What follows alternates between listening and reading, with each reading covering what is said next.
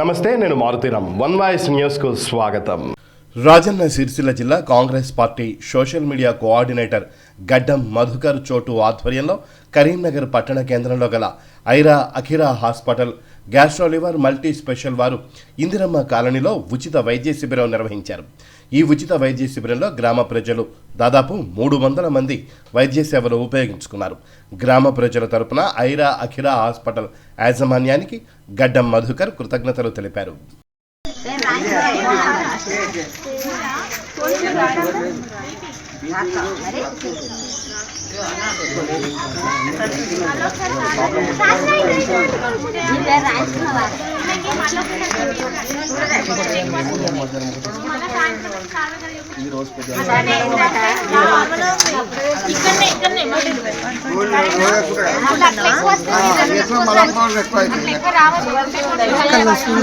అటు పోయి కావాలి అటు రాస్తారు.